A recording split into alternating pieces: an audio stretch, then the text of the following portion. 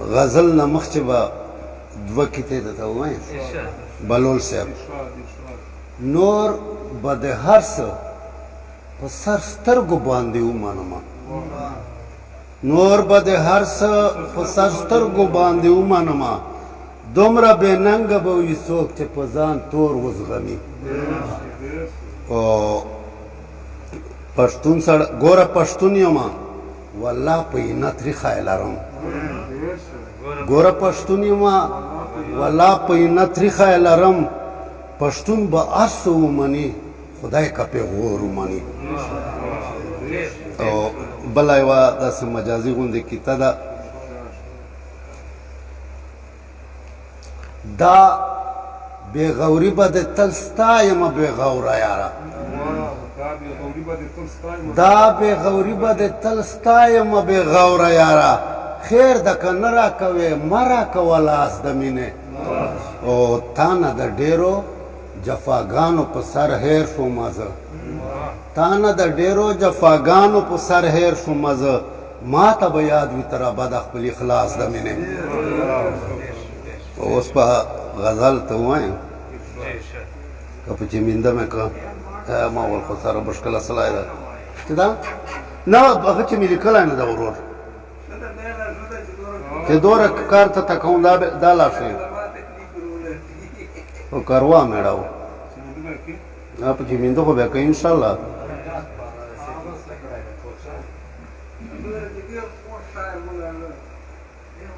چې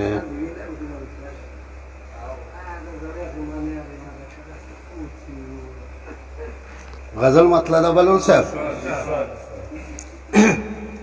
زما ارمان په گریوان خولې لګوي زما ارمان په گریوان خولې لګوي له بېوسۍ نه په ځان خولې لګوي او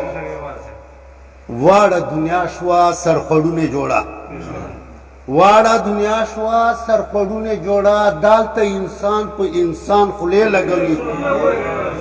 واړه دنیا شوه سرخوړونې جوړه دلته انسان په انسان خولې لګوي او لکه یوسف مې اوس کوهي ته دیکي لکه یوسف مې اوس کوهي ته دیکي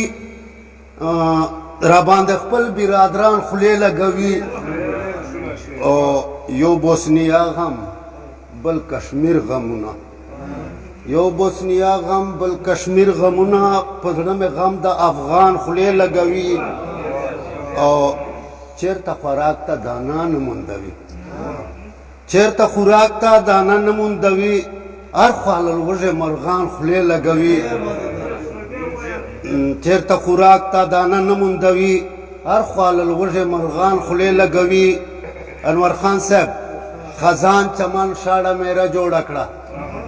خزان چمن شاړه میره جوړه کړه له غمجنۍ بلبلان خولې لګوي او چې داسې زر خو رانه تلی نه وای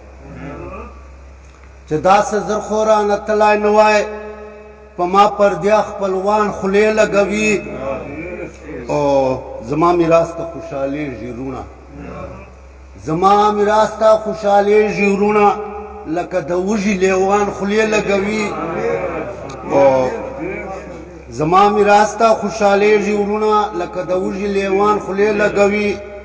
او مقتده زه شاګیوال فکر د ځان نه لرم